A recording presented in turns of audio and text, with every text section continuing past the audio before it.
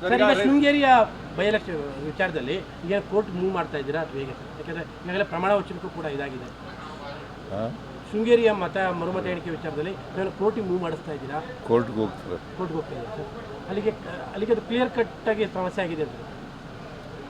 ಅಲ್ಲಿ criminal conspiracy ಮಾಡಿದ್ದಾರೆ. Because 255 ವೋಟ್ಗಳು invalid ಆಗಿದ್ದಾವೆ. ವ್ಯಾಲಿಡ್ ಆಗಿದ್ದ ವೋಟ್ಗಳು ಇನ್ವ್ಯಾಲಿಡ್ ಆಗಿದ್ದಾವೆ. ಹೆಂಗೆ ಸಾಧ್ಯ ಆಗುತ್ತೆ? ಈಗ ಪೋಸ್ಟಲ್ ಬ್ಯಾಲೆಟ್ಸು ಪೇಪರು ಪ್ರತಿಯೊಂದು ಬ್ಯಾಲೆಟ್ನೂ ಕೂಡ ಎಲ್ಲ ಏಜೆಂಟ್ಗಳಿಗೂ ತೋರಿಸಿರ್ತಾರೆ. 12 ಜನ ಅಭ್ಯರ್ಥಿಗಳಿದ್ದಾರೆ, 12 ಜನ ಏಜೆಂಟ್ಗಳಿರ್ತಾರೆ, 12 ಜನಕ್ಕೂ ತೋರಿಸಿರ್ತಾರೆ.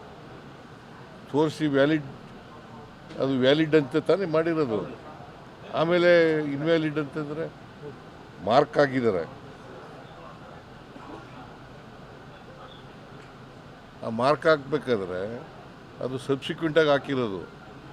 ಬಹುಶಃ ನನ್ನ ಪ್ರಕಾರ ಹಿಂದಿನ ಸರ್ಕಾರ ಇತ್ತಲ್ಲ, BJP ಸರ್ಕಾರ ಇತ್ತಲ್ಲ, ಅವರು ಆ ಕಾಲದಲ್ಲೇ ಮಾಡಿರತಕ್ಕಂಥದ್ದು. ಬಿಕಾಸ್ ಕೌಂಟಿಂಗ್ ಆದಮೇಲೆ ಬಾಕ್ಸ್ಗಳನ್ನು ಕೊಟ್ಟು ಕಳಿಸ್ತಾರೆ. ಆ ಟೈಮ್ನಲ್ಲಿ BJPಯವರು ಮತ್ತು ಕ್ಯಾಂಡಿಡೇಟು ಜೀವರಾಜ್ ಅವರಿಬ್ಬರು ಕ್ಯಾಂಡಿಡೇಟು ಮತ್ತು ಈ ಸಿಬ್ಬಂದಿ ಅವರೆಲ್ಲ ಸೇರ್ಕೊಂಡು ಮಾಡಿರ್ತಕ್ಕಂಥ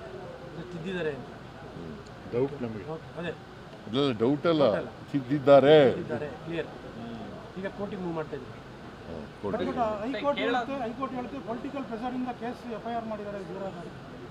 ಪೊಲಿಟಿಕಲ್ ಪ್ರೆಷರ್ ಯಾವುದೂ ಇಲ್ಲ. ಪೊಲಿಟಿಕಲ್ ಪ್ರೆಷರ್ ಯಾವುದೂ ಇಲ್ಲ. ಸರ್, ಕೇರಳದಲ್ಲಿ ಚೀಫ್ ಮಿನಿಸ್ಟರ್ ಗೌರ್ಮೆಂಟ್ ಮಾಡ್ತಾ ಇದ್ದೀರಿ. ಕೇರಳದಲ್ಲಿ ನಿಮ್ಮ ಪಾರ್ಟಿ ಗೌರ್ಮೆಂಟ್ ಮಾಡ್ತಾ ಇದೆ. Chief minister high command railway promotion ಪರೀಕ್ಷೆಯಲ್ಲಿ ಕನ್ನಡಕ್ಕೆ ಅವಕಾಶ ಸಿಕ್ಕಲ್ಲ ಅಂತೇಳಿ ತಾವು ಮಧ್ಯ ಪ್ರವೇಶಿಸಬೇಕು ಅಂತೇಳಿ ಕನ್ನಡ ಪರ ಹೋರಾಟಗಾರರು ಹೇಳ್ತಾರೆ. ಏನಂತ? ರೈಲ್ವೆ ಪ್ರಮೋಷನ್ ಪರೀಕ್ಷೆ ಇದೆಯಲ್ಲ ಸರ್, ರೈಲ್ವೆ ಪ್ರಮೋಷನ್ ಪರೀಕ್ಷೆ ಬರೀಬೇಕು, ಕನ್ನಡಕ್ಕೆ ಅವಕಾಶ ಇಲ್ಲ ಅಂತ, ಇಂಗ್ಲಿಷ್ ಹಿಂದಿಲಿ ಬರೀಬೇಕಂತೆ. ಬೆಂಗಳೂರಲ್ಲಿ ಹೋರಾಟ ಯಾರು ಮಾಡ್ತಾ ಇರೋರು ಅದನ್ನು? ಮತ್ತೆ ತಾವು ಮಧ್ಯ ಪ್ರವೇಶ ಮಾತಾಡಬೇಕು ಅಂತ. ಸರ್, ಈಗ ತಮಿಳುನಾಡಲ್ಲಿ ಹೊಸ ಗೌರ್ಮೆಂಟ್ ಬಂದಿದೆ. ಕೇಂದ್ರದವ್ರ ಮೇಲೆ ಬರೀರಿ.